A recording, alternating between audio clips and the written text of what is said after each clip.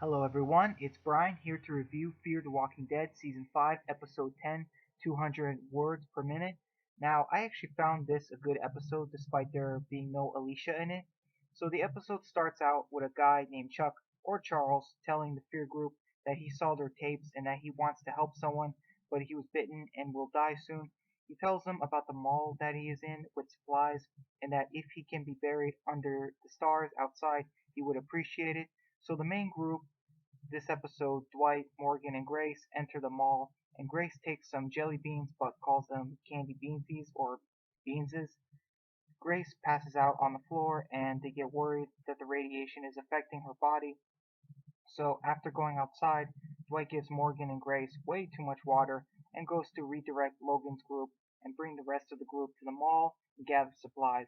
Morgan didn't really want to talk about fighting back against Logan's group, but he really has to learn to accept it eventually. Morgan says that we're not doing careful, we're doing right, which doesn't really make a lot of sense because sometimes being careful is the right thing to do in certain situations. I thought this episode was going to be a really boring episode, but we got some really great character development from Dwight, Morgan, and Grace. Daniel was in this episode a little, and so was Tess, but I wondered where Wes was. Wes is the guy from the last episode that was like the fake Keith. I wondered if he joined the group in this episode, but it looks like he'll be a major focus in next week's episode. This episode reminded me of the 2004 Dawn of the Dead remake because of the mall, and I'm glad it's probably my favorite zombie movie of all time. We also didn't get to see Annie, Dylan, Max, or the other kids in this episode, but Morgan mentions them. Back to the episode, Morgan and Grace use a remote control car to distract the walkers as they're trying to get to the urgent care of the mall so Grace can check her radiation levels and maybe find out how much time she has left. But she tries killing a walker who she thinks is Chuck, but it isn't. It's too decayed, which was a nice touch of consistency. The walkers then chase her and Morgan, so they have to hide themselves in a protein store. Back with Dwight, he gets knocked out by one of Logan's men, and he wants to know where the oil fields are. But Dwight's not telling him. The guy eventually uses Dwight's pictures and notes of Sherry by threatening to burn them unless Dwight talks.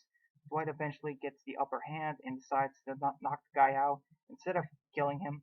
Dwight eventually lets him go and tells him not to waste his second chance and try to be a different person. So Dwight is basically like Daryl back in season 8, and this guy is basically the season 8 finale Dwight.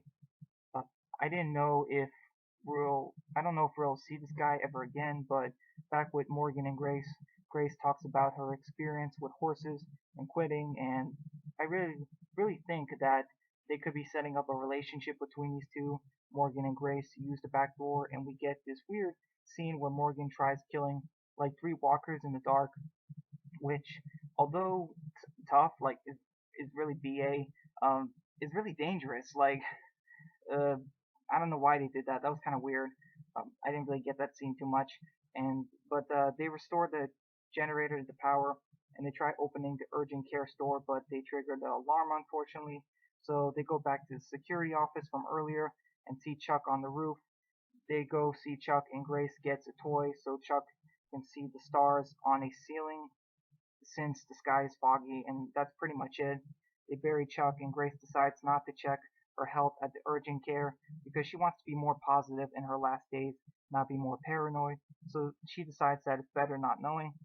Dwight, Daniel, and the rest get to the mall and take supplies. Before that, we had this weird scene between Grace and Morgan in the carousel, but I guess it was kind of supposed to be weird.